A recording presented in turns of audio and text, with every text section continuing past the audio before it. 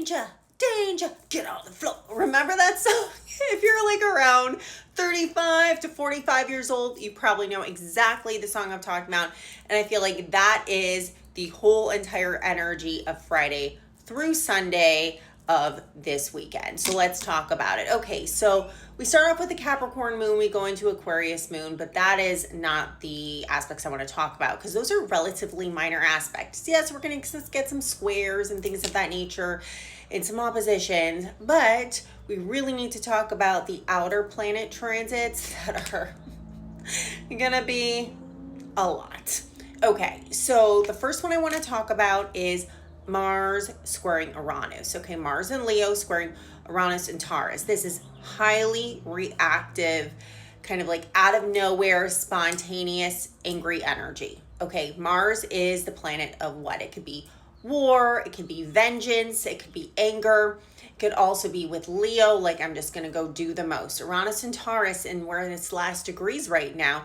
This is some volcanic, earthquaking, earth-shaking energy. So just watch your surroundings this whole entire weekend, Friday through Sunday, even more than usual, because there's a lot of red flags in this forecast for possible violence, protests, things of that nature. Uranian energy is also very much about, that Aquarius, like about the people, about, being a rebel, about going against the grain. So watch out for that.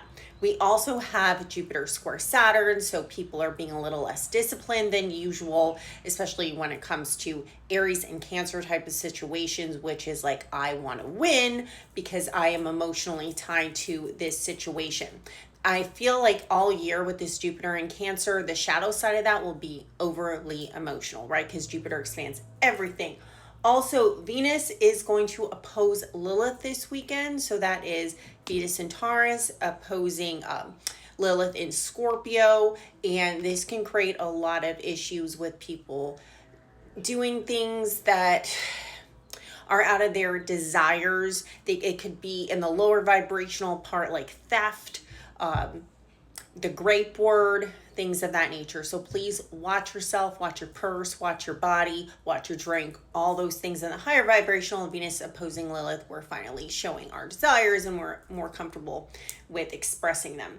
Also, the nodes are going to shift to 22 degrees, which is the kill or be killed degree, the Capricorn degree. It's about authoritarianism and how governments show up. So consequently, on Friday, Saturday, the North Node will square the Sun, and that will be interesting to see that because it's like the direction that we're going to is in conflict with our collective identity as well.